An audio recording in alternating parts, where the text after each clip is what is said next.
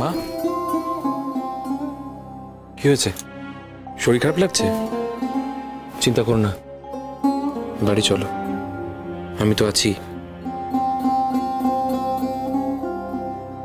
চলো।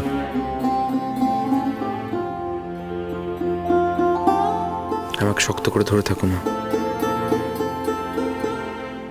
কোনো চিন্তা করো না। যদি বন্ধু যাওয়ার চা হাতের বালিয়া খুইলা যাও রে ও বন্ধু, কাজল ভ্রমরা রে। কি হলো, দাঁড়িয়ে থাকবে? আসিবেনি বন্ধু কয়া না, আর দাঁড়িয়ে থেকে তো কোনো লাভ নেই।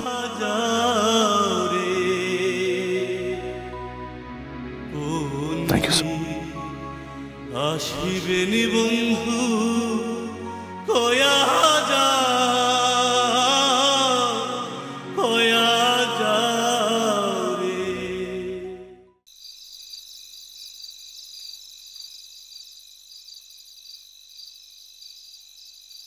বাবা। ও তুমি এসেছো মা? হ্যাঁ, আপনি চাটা খেয়েছেন? না। আমি আপনার জন্য চা নিয়ে আসছি। বৌদি চা খাবে? আমি চা খাবো না, তুমি বাবাকে একটু চা করে দাও না। বাবাকেও দেবো, তুমি একটু কড়া করে চা খাও না। না মিঠু দে, আমার ভালো লাগছে না এখন কিছু।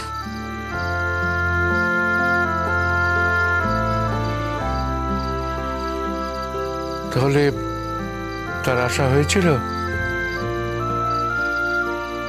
এসেছিল, তবে একা আসেনি, ওই মহিলাকে নিয়ে এসেছিল। ও, তোরা চলে এসেছিস? আন্টিকে এইমাত্র ফিরলে? হ্যাঁ। কি হয়েছে আন্টি, তোমার কি শরীর খারাপ লাগছে নাকি? না না, শরীর খারাপ কেন হবে, আমি ঠিক আছি। তোমায় দেখতে কিন্তু একদম অন্যরকম লাগছে, খুব ড্রাই লাগছে, কি হয়েছে বলো তো?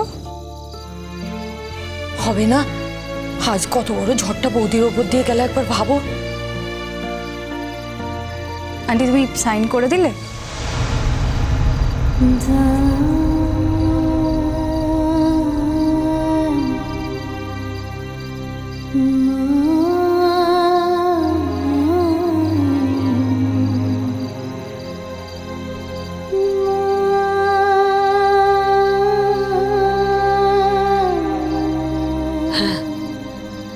তাহলে বৌমা কি দাঁড়ালো?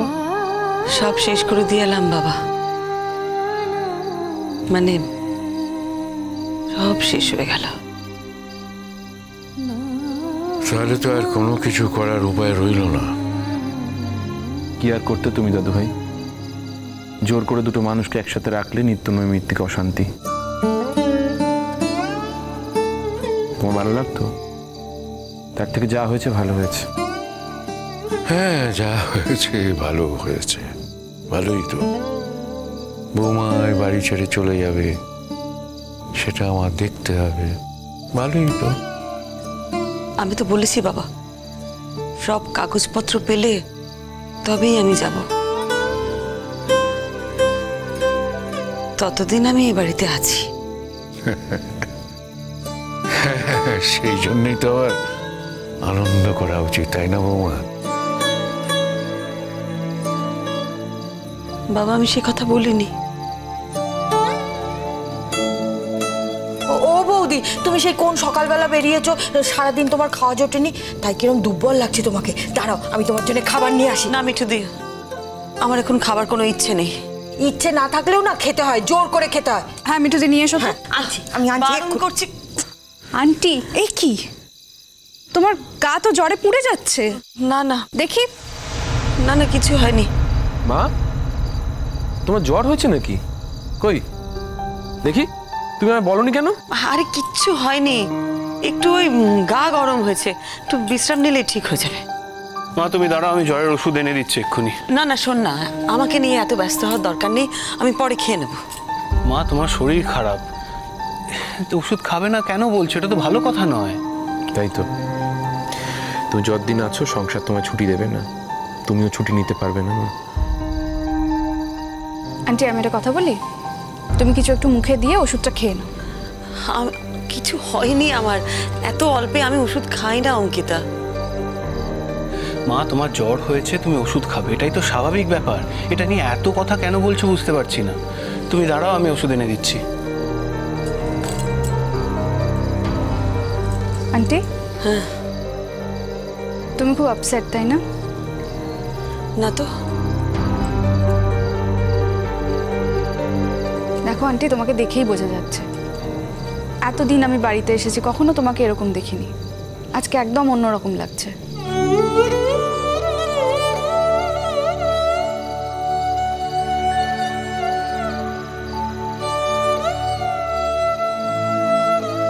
পাপা কিছু বললো? কি বলবে বৌদি ভাই? না, এমনি জিজ্ঞেস করছি। ভালো মন্দ কিছুই বললো না? বাড়ির কোনো কথা জানতে চাইলো না?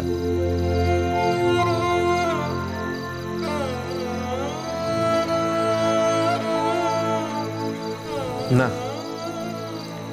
কিচ্ছু জানতে চাইনি। সন্তান হারানোর অনুভূতি বড়ই কষ্টের। কি বলছো দাদু ভাই?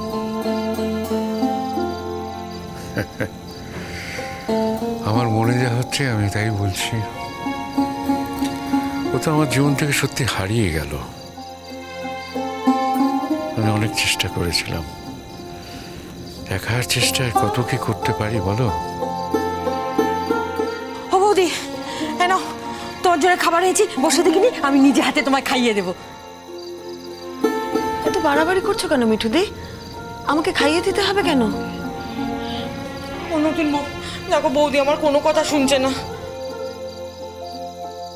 আন্টির খুব জ্বর মিঠুদি। জ্বর? কই দেখি তো।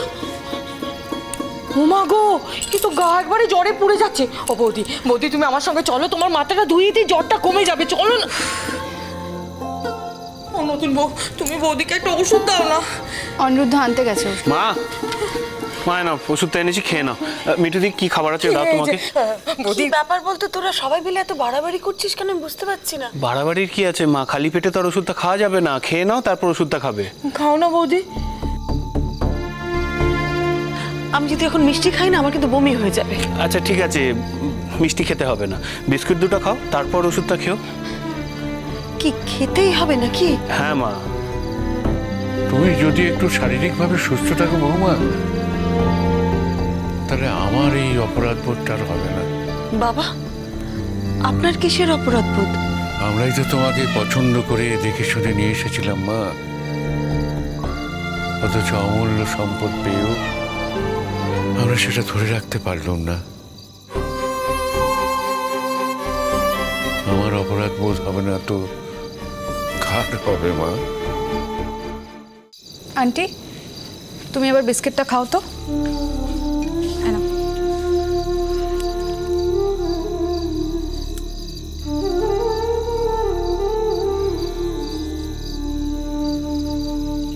ব্যাস জল খাও।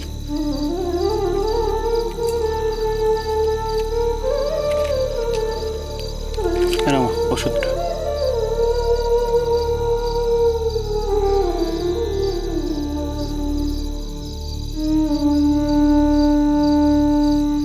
সবাইকে আমি একেবারে ব্যতিব্যস্ত করে তুলেছি।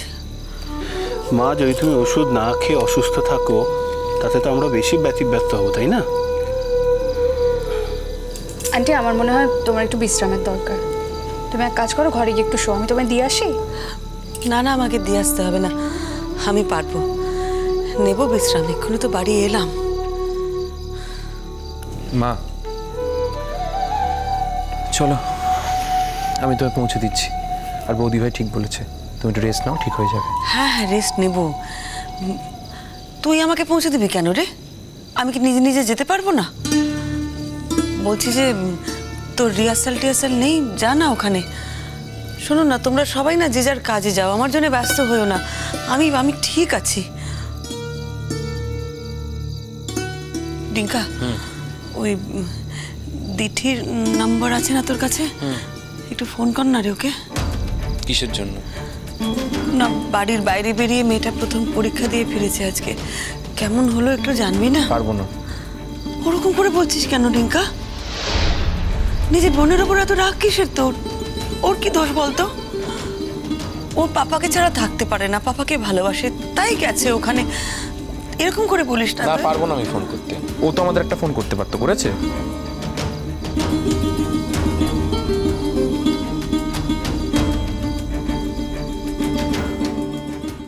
সারাদিন ঝগড়া করে একটা ঝগড়ুট এক চড় মারবো। What is this? একদম এভাবে শাসন করবে না তুমি। শোনো অনিন্দদা, আমার ছেলেকে আমি কিভাবে শাসন করবো তুমি একদম কোনো কথা বলবে না। অফ কোর্স তোমার ছেলে হলেও বলবো। মা, কি হলো? তুই পড়ে গেলে কেন? মা, সবাই মিলে বললো ধরে নিয়ে যাবে, শুনলি না?